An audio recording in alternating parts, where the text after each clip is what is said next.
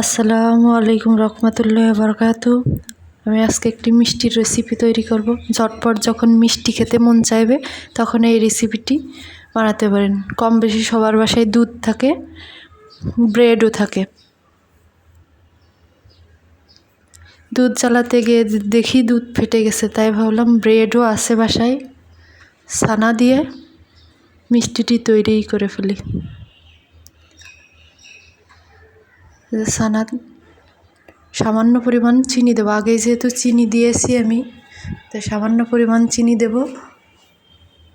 আর ছানার পানি শুকিয়ে নিতে হবে।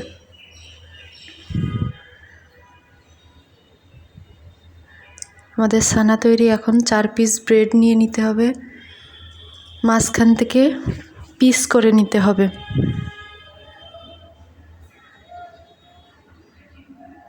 এবার সয়াবিন তেল দিয়ে লাল লাল করে ভেজে নিতে হবে।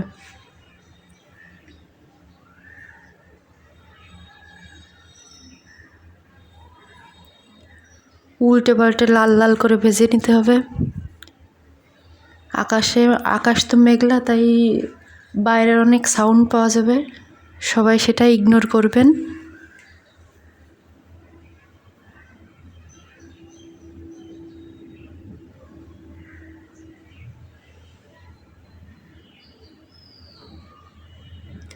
হুটহাট মিষ্টি খেতে চাইলে এই রেসিপিটি তৈরি করতে পারেন, কম উপকরণে।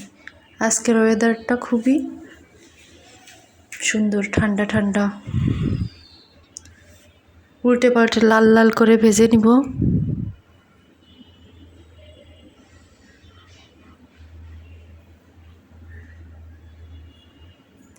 ভাজা হয়ে গেছে, এখন তুলে নিতে হবে। একে একে ব্রেডগুলো এভাবেই ভেজে নিব। এবার একটি শিরা তৈরি করতে হবে। কড়াইয়ে চিনি আর পানি দিয়ে একটি আঠালো শিরা তৈরি করে নিব। এবার ব্রেডগুলো শিরার ভিতর দিয়ে উল্টে পাল্টে তুলে নিতে হবে, নেড়ে ছেড়ে তুলে নিতে হবে।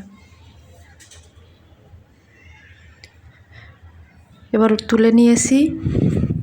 এবার একটা ব্রেড নিয়ে তার উপর ছানার মিশ্রণটি দিয়ে দিতে হবে।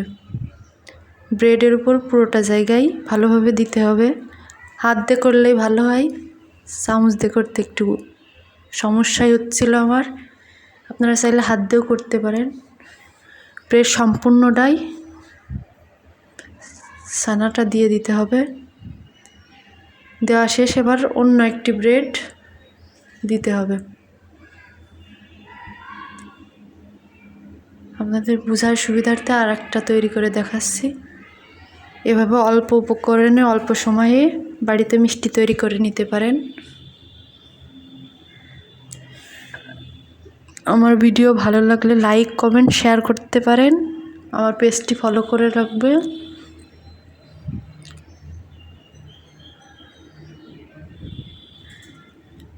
এভাবে মিষ্টি তৈরি করে নিব। এভাবে বাকিগুলো তৈরি করে নিয়েছি। এই যে আমার মিষ্টি তৈরি, খেতে খুবই মজা হয়। সবাই ভালো থাকবেন। এখানে আমার ভিডিও শেষ করলাম। আল্লাহ হাফেজ। আসসালামু আলাইকুম রহমতুল্লাহি ওয়া বারাকাতুহু।